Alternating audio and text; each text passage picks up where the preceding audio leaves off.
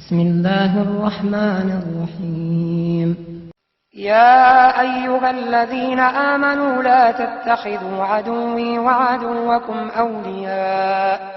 أولياء تلقون إليهم بالمودة وقد كفروا بما جاءكم من الحق يخرجون الرسول وإياكم أن تؤمنوا بالله ربكم إن كنتم خرجتم جهادا في سبيلي وابتغاء مرضاتي تسرون إليهم بالمودة وأنا أعلم بما أخفيتم وما أعلنتم ومن يفعله منكم فقد ضل سواء السبيل إن يثقفوكم يكونوا لكم أعداء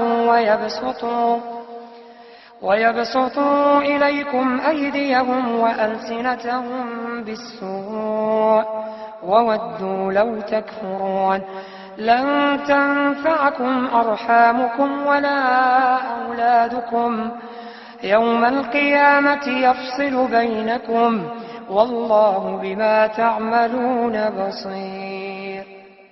قد كانت لكم أسوة حسنة في إبراهيم والذين معه إذ قالوا لقومهم إنا براء منكم ومما تعبدون من دون الله كفرنا بكم وبدا بيننا وبينكم العداوة والبغضاء أبدا حتى تؤمنوا بالله وحده إلا قول إبراهيم لأبيه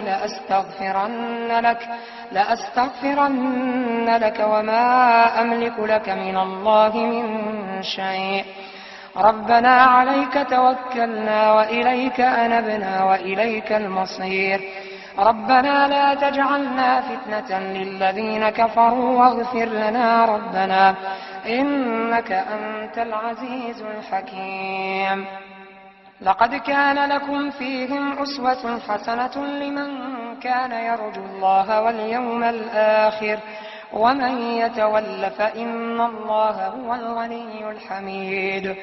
عسى الله أن يجعل بينكم وبين الذين عاديتم منهم مودة والله قدير والله غفور رحيم.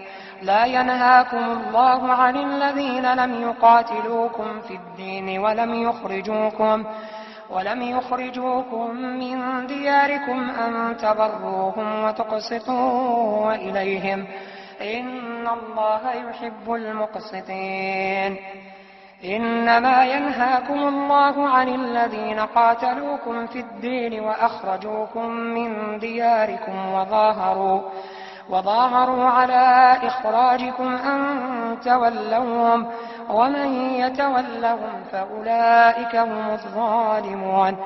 يا أيها الذين آمنوا إذا جاءكم المؤمنات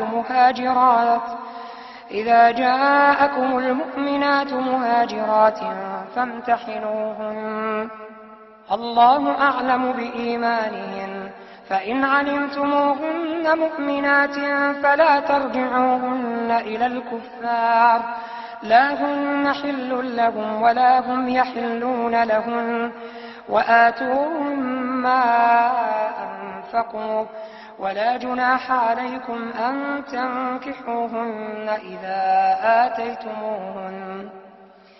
إذا آتيتموهن أجورهن ولا تمسكوا بعصم الكوافر واسألوا ما أنفقتم وليسألوا ما أنفقوا ذلكم حكم الله يحكم بينكم والله عليم حكيم.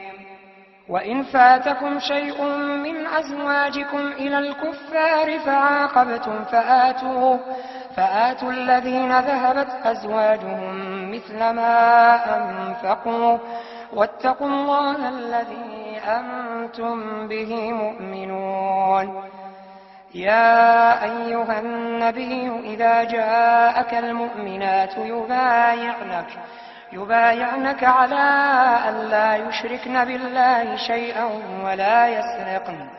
ولا يسرقن ولا يزنين ولا يقتلن أولادهن ولا يأتين ببهتان يفترينه بين أيديهن وأرجلهن ولا يعصينك في معروف فبايعهن واستغفر لهن الله إن الله غفور رحيم. يا أيها الذين آمنوا لا تتولوا قوما غضب الله عليهم قد يئسوا من الآخرة كما يئس الكفار من أصحاب القبور.